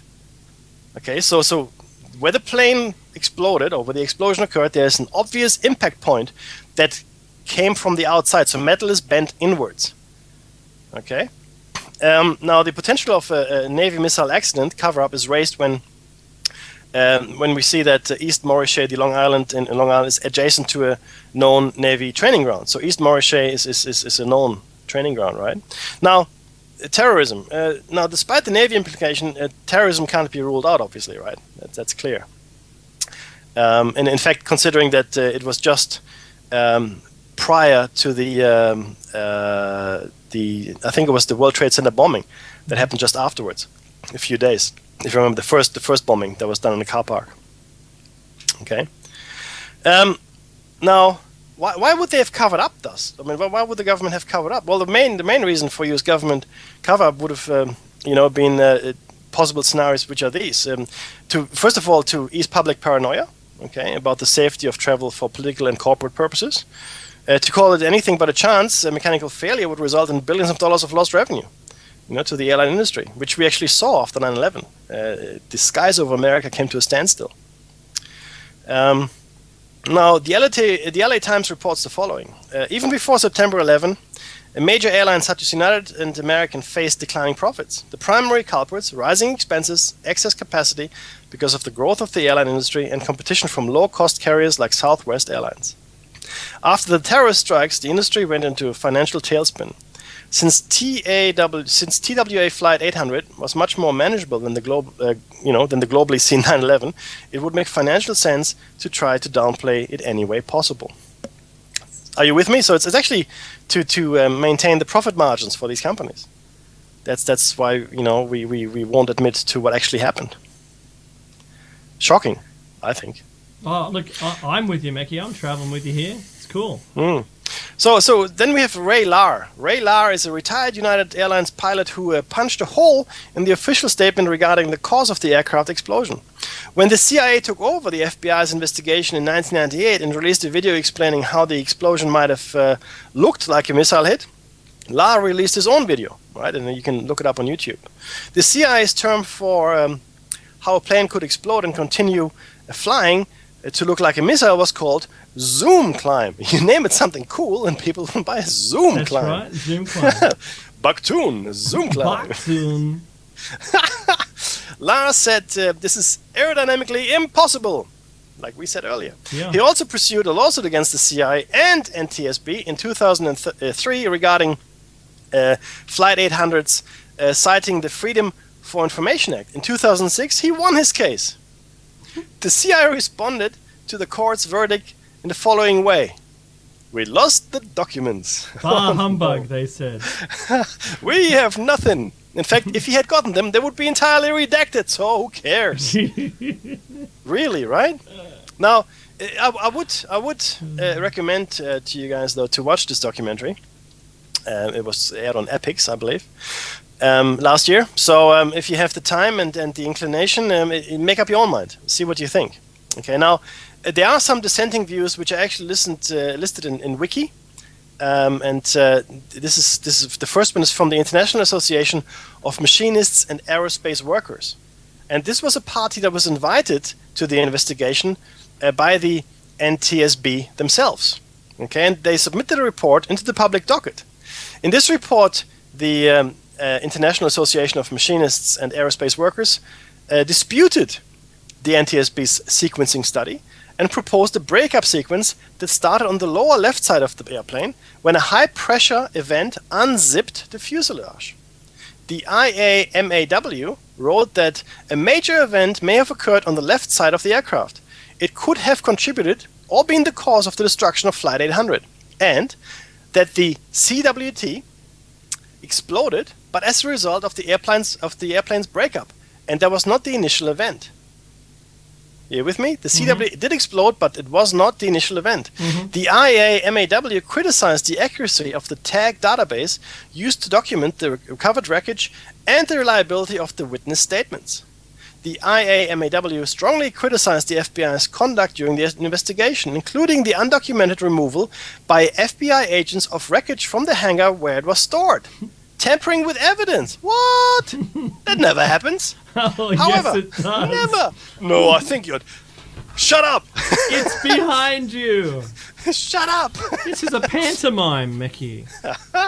I watched this fantastic. Sorry to digress. I watched this fantastic clip on YouTube. I think you sent it to me, Dave, about conspiracy theories and how you should just shut up.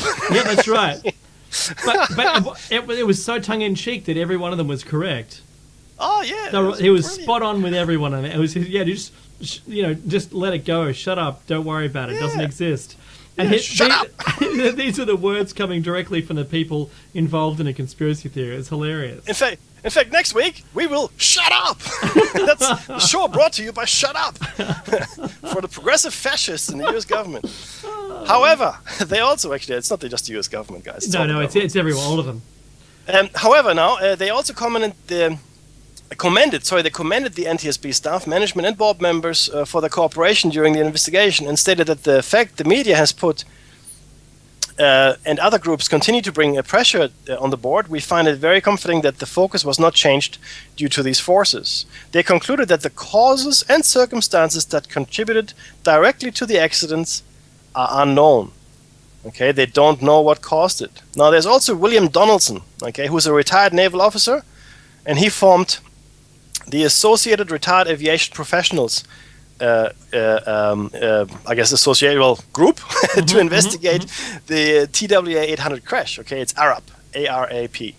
He authored the interim report on the crash of TWA Flight 800 and the actions of the NTSB and the FBI. It's now known as the Donaldson Report, which was released July 17, 1998, 2 years before the NTSB's final report.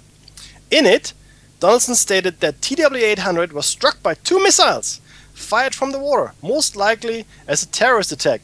And subsequently, the FBI and NTSB conspired to cover up this fact due to political pressure.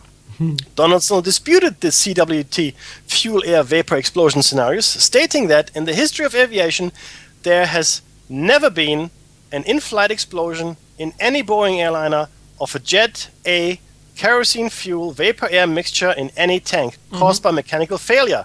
There has never been a building brought down by internal fires ever before 9/11 either. These are all very similar sounding things. Now, he goes on to say, eyewitness, debris field, metallurgical and victim injury evidence were all cited by Donaldson as proof of the missile attack scenario. Donaldson acknowledged James Sanders' theory of an accidental shootdown and did not rule out US Navy involvement. However, he viewed circumstantial evidence of a terrorist attack as more compelling. Much of the report dealt with Donaldson's assertion of a conspired cover-up by the FBI and NTSB in cooperation with the Justice Department. Yay, all the people we should not trust. Donaldson believed that the Clinton administration, another one, boom, here you go, under the bus, wanted to hide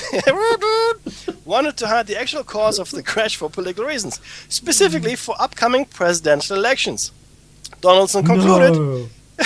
Yeah, that never happened. Hang on, didn't he bomb someone in the Sudan, like a chemical factory or something? Yeah, that's what happened. Maybe it was around the Lewinsky time. Who knows, right? I mean, I can't follow this anymore. Hello, who said that? Who? What? And take your hand out of my pants. What? Now, seriously, guys, what? What is going on here? Donaldson concluded his report with a request that Congress should hold congressional hearings into the crash and request that the Justice Department appoint an independent counsel to investigate. Guess what? Neither of which happened. That didn't That's happen. right. Now, he received support and funding from the advocacy group Accuracy in Media, which promoted his views, and he died in 2001. Surprise. However, his website is still active. Now, I don't know How what he happened, died. how it happened. I What don't was know, his? right? Type in his name down the bottom, and I'll do a quick search. Yeah, no worries, mate. Here we go. I'll give it to you. In fact, I'll give you you guys the link. I'll put it into the Awesome. chat as well. Awesome. Here we go. Yeah. So look, this is really this is a farce. I mean, it's farcical. It's Cool. I don't want to laugh. I don't want to laugh. I want to cry. I can cry. I laugh at a shock. Yeah. I mean, why I'm it is laughing. the blatant disregard of all the physical evidence and the eyewitness accounts. Like I said, I mean, why have eyewitnesses? Forget it. Just make up your mind what happened. Who cares, right? Witness How many what? of them? 700 witnesses all saw something fly towards it. Oh, that didn't happen. Yeah, it's nuts. No, so look, this brings to a conclusion our TWA 800 update, I guess. Have a look at the documentary yourself. Have a look at the show notes Brain and the links tumor. there. He died of a brain tumor at 56. 56. 56. Yeah, well. Remember that thing I told you about? They can, Yeah. suddenly you've got 10 million cancers, every cancer known to man, for some Yeah. reason. They have to stand behind you. Yeah. That's See, this it. is. Now, look, accidental deaths, suicides, especially cancer deaths these days, right? Because there's now a strong theory, and I'm not saying that's what it is, but there's a strong theory out there that cancer might actually be virus-related, right? Or some cancers could be caused by viruses or bacteria. Don't know if that's true or not, but I certainly have heard talk around that, and which means, of course, that if it is like that, you could in fact spread cancer to someone. In fact, we know that cancer works this way. So cancer starts forming in your body, right? Yep. You've now got cancerous cells, okay? That's the cancer.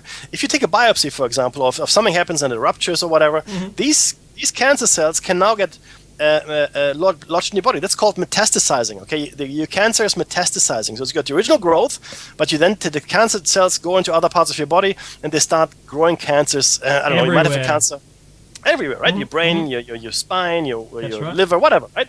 So that's called metastasizing. Now, just take a step further. I'm not saying that's how it is, but take it a step further. You say you've got a few cancer cells. You don't even have to have a virus. You get the cancer cells. You inject someone with cancer cells. What would happen? Well, I'm not a doctor. I'm going to presume either that you've already had cancer, it knows what it's found, or you're likely to get cancer yourself. But I think that it doesn't have to be that. I think that they could just have a tube with radioactive material in it. It's lead tube. All they do is flick the end open, and then you've just been exposed to it, radiation, for instance, and then you close it back up again. You know, we know that radiation does what, Mickey? It corrupts your DNA. Yeah, it mutates your cells. Absolutely. That's right. You know, and that's what we're looking at here, right? And look, we're not saying that's what it is, but we're saying that it can happen that way, right? Let's be very clear. And if you might remember the Ukrainian politician who was poisoned with not plutonium? Oh, it was I can't remember what radioactive substance they used to poison him. But within the space of a few months, he changed from a healthy, vital, you know, kind of virile kind of man to just not even a shadow of his former self. It was polonium. That's what it was. Wow. Polonium. Anyway, so you actually use the radioactive substance. So don't put it past these people. Come on, guys. We know better than that. The same people. Tuskegee. Yeah. Yeah. Totally. Right. Come on. They used to send people into the blast waves of nuclear explosions to see what happens. Now, when I say people, I mean soldiers, right? But nonetheless, right? They're still people, Mickey. Yeah, exactly, right? Keep walking. Now, not to the elite, they're not. In fact, none of us are. Keep walking. No, just you know what? Just shield your eyes. Your goggles. Your safety goggles. The goggles, they do nothing. I know, it's not a laughing matter, but it is so horrendous that if you actually sat down and thought about it and sort of internalized it all, you would probably cry for a whole night. Yeah. Which brings us to MH370, guys. And I want to give you guys, in fact, Dave, if you like, an operational search update. I'm happy to do that. I'm just trying to find it. Yeah, sorry, we're on page... Found it. Okay. Perfect. So the operational search update for October 29th, 2014, which is just a couple of days back. This operational report has been developed to provide regular updates of program, blah, blah, blah, MH370. Our work will continue to be thorough and methodical, so sometimes weekly progress may seem slow, but please be assured, rest assured, that's my word in there, the continuing work is aimed at finding, not funding, I've got it zoomed in too hard, finding MH370 as quickly as possible. Of course, that's not my belief. So there's a lot of vessels involved in the search. Funded by Malaysia and Australia. 1, 2, 3, 4, at least that I know of. Yep. With the commencement of the underwater search phase recently that we saw, there has been much talk about the search recommencing, and I've heard about that recently. It's important to note that the search for missing Malaysian blah blah blah MH370 in the southern Indian Ocean has been continuous since March 2014. There hasn't been much media about it, but they're saying they're continuing. It's never ceased. Whether it was aircraft scouring the surface of the ocean for floating debris or a ship conducting bathymetric survey operations, that's deep water, the effort has not stopped. So this week the bathymetric survey work was completed. That's terminated, finished, done. They've looked and there still hasn't been anything. And then I scrolled down in our show notes to see what I would suggest is an unfortunate map showing an unlikely position in the Southern Ocean that the plane would actually be, with sufficient area having been surveyed for the underwater search to take place. One of the ships completed the assignment on the 26th of October. The survey vessels used the multi-beam sonar to gather data from the seafloor, which is a great it's a great exercise to actually map out the seafloor regardless. Totally. Yep. That data was analysed and mapped by experts of Geoscience Australia, providing knowledge of the terrain that was essential for the underwater search. The seafloor in the search area had never been previously mapped. So I think it's a boon for the people doing mapping on the seafloor. Before the side scan sonar work locating to locate the 370 could begin, it was necessary to conduct a bathymetric. So that's a low res scan to try and find any immediate anomaly, and then they're going to do the side scan to try and get some high res detail. Otherwise, you'd never find anything out there. There's the vessel and the Chinese survey vessel collaborated on the survey operations until one of them, the Chinese one, completed her assignment to vessel, her assignment on the 20th September, and returned to China. So China looks like they've given up. They've ceased their searching. Over 150, this is good stats, 150 square kilometres. 50,000. 150,000 square kilometres of the wide search area has been analysed and mapped. If it proves necessary, bathymetric survey operations may commence in the future. So further ones. What have we got here? Ship movements completed. Yeah. There's some more underwater search area details. Over 2,500 square kilometres of the seafloor have been searched so far. So they've got a huge area to do, and they've done almost none of it. Yes, sir. Almost none. It's massive. And now the thing is, it's a massive cost. It is because you know that if Mecky and I wanted to be Jacques Cousteau and go looking at the bottom of any ocean anywhere in some submersible, it would cost millions just for the ship. You rent the ship. You've got some people on there. You've got to pay all the people. And then you've got all the stuff that they've got to do and provide data, and that comes at a cost, extraordinary cost, Mickey. Yes, sir. It is very, very expensive. Very expensive. Now, which is either the one of the most expensive red herrings in the history of our planet, or recently anyway, or something else is in fact now being done there, and the mapping exercise would need to have happened anyway. In a similar fashion, what I mean by this is like the plans to invade Afghanistan were drawn up well before 9/11. Okay, well before, right? So this was something that had to happen, and 9/11 was the triggering event there. And you can argue either way whether or not the government involved or let it happen or didn't, or was just 19 guys with box cutters. Doesn't matter. The invasion of Afghanistan was already on the map. It was already on the table. It was going to happen, come by hook or by crook. And some people believe it had to happen by October.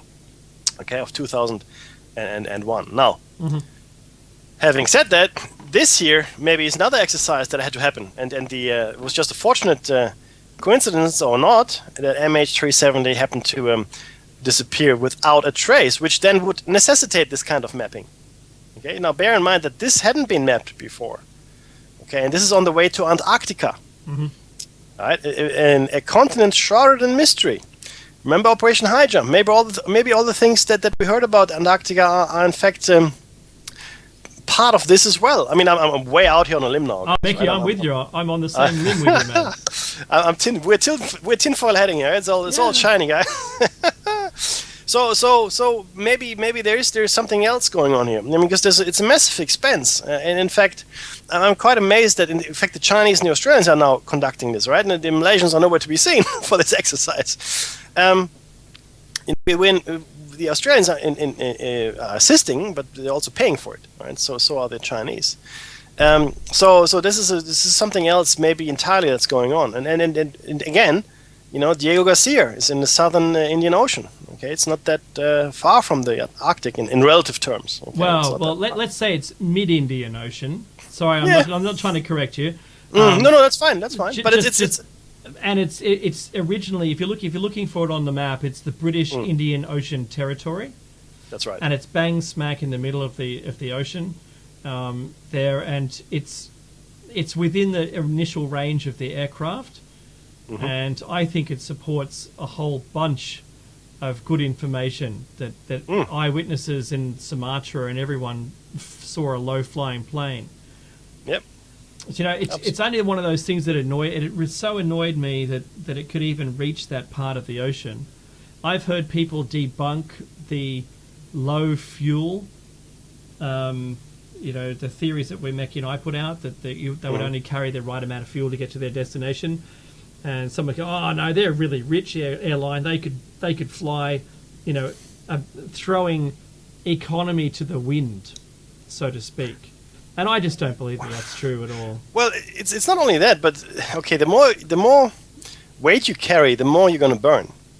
That's right. Okay, so the more fuel you carry initially, the more you will burn. So it's actually uneconomical to carry too much. That's right. All right. Because you have to carry even more. It's like sending stuff into space. Yeah, and in fact, they're in trouble. Malaysian Airlines is in trouble. Okay, and we're in trouble before this happened. They're not a rich airline. I have to contradict our esteemed listener there. Yes. And in fact, it's actually irrelevant if they're a rich airline or a poor airline. Airlines are running to make money. Okay, every business exists only for one reason, guys: to make money. If unless you're charity, okay. but every business that is in operation, I know this because I'm working for a corporation myself, and I know how the mechanics of finance and so forth are sometimes actually in the way of doing good business. Yeah. Okay, you're actually under such cost-saving pressure sometimes that you cannot conduct business properly. Okay, but you have to save the cost or whatever we might have to do. So saying that they have so much fuel to burn, no, they wouldn't. Right? It actually makes it also more dangerous if they have fuel in the wings and as they're landing. Okay, it's actually more dangerous to land with that because if something happens, the potential accident would be that much more amplified. The more fuel they carried. So, Meki, do you know what they do with excess fuel before they load? They try to land. Usually they dump it. They dump it, and that's the biggest cost. You know how much it costs. Yeah. So you wouldn't deliberately carry too much. I mean, no. It's not. In fact, in a crash landing situation, they will dump all fuel if possible. Mm-hmm. That's right. You have to. Yep. Safety reasons. Completely.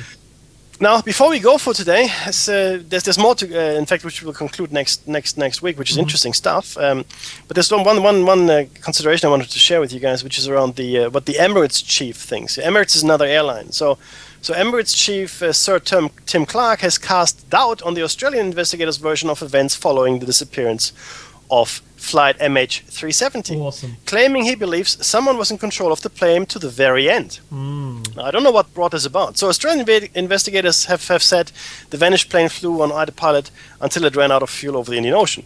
But in an extraordinary interview with a German magazine, the Emirates chief has questioned that theory. MH370 was, in his opinion, under control probably until the very end. The Australian Transport Safety Bureau believes the aircraft entered the sea along an arc of the southern Indian Ocean. More than 117 square kilometers have been analyzed, but have uncovered, up to this point, no sign of the jetliner. Mr. Clark said that raises suspicions. We need to know who was on the plane in the detail that obviously some people do know, he said. We need to know what was in the hold of the aircraft, and we need to continue to press all those who were involved in the analysis of what happened for more information. The Emirates boss says we owe it to the passengers, the crew and their families to keep asking questions and find out what happened to MH370 to ensure it doesn't remain just one of aviation's great mysteries. Now, what possibly could have brought that on? Now, this is the CEO of another airline altogether. That's right. That's because his Think plane's about that, nothing guys. wrong with his plane. Yeah. He has a fleet of planes, and one of the questions he says was, why wasn't anything scrambled? Yeah. Why didn't they Crazy scramble? stuff. What was going on? I expect you guys to scramble if my plane doesn't respond to you. And why would you have an unannounced, untransponded flight crossing your country? Yeah. Because remember, apparently you can turn your transponder off, but that's not what happened here. Thank you That's the so music. much for listening to once again another show. This is show 140. Stay tuned for a roundtable. We've got 141 coming up next week. I hope you're all there, and you can email Meki and I during the week. Take care.